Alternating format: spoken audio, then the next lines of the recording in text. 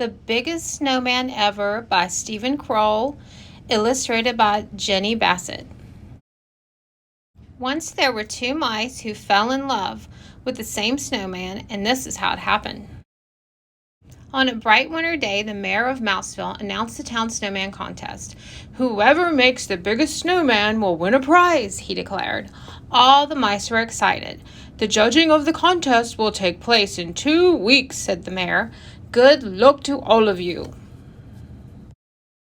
"I'm going to make a really big snow princess," said Penelope.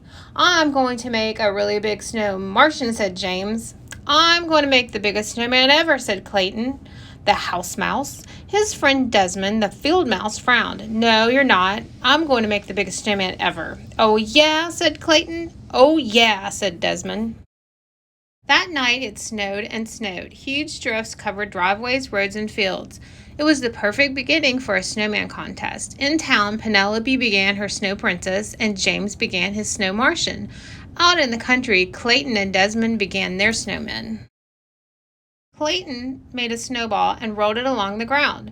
The more he rolled it, the bigger it got. Before long, he had a large base for a snowman. Not far away, Desmond was doing the same thing.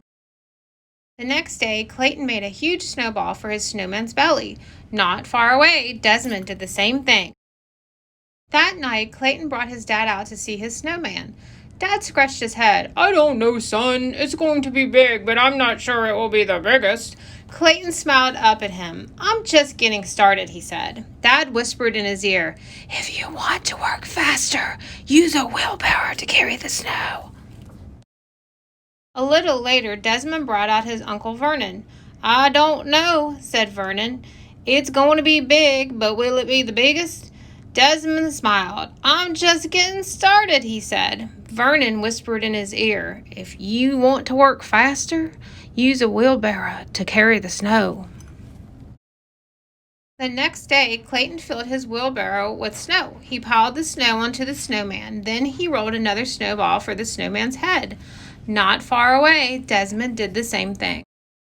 A few days later, Desmond ran into town to look at James's snow Martian and Penelope's snow princess. He said, "All of our snow people are the same size." That afternoon, Clayton made the same discovery. The next day, while working on his snowman, Clayton had an idea. He brushed the snow off his gloves and walked toward Desmond. At the same moment, Desmond had an idea. He brushed the snow off his gloves and walked toward Clayton. They bumped into each other and fell down.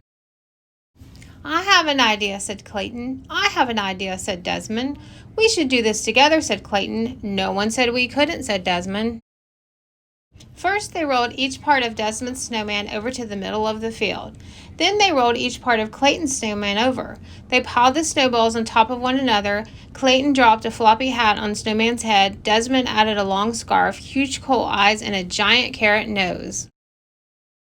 When they were done, they had built the biggest snowman ever. The morning of the contest, field mice on snowmobiles brought the judges to the country. "You both win the prize," said the mayor, handing Clayton and Desmond a large wedge of Swiss cheese. "Let the celebration begin." Everyone gathered to dance around the snowman, drink hot chocolate, and eat donuts. "We did it," said Clayton and Desmond, jumping up and down. "We did it together."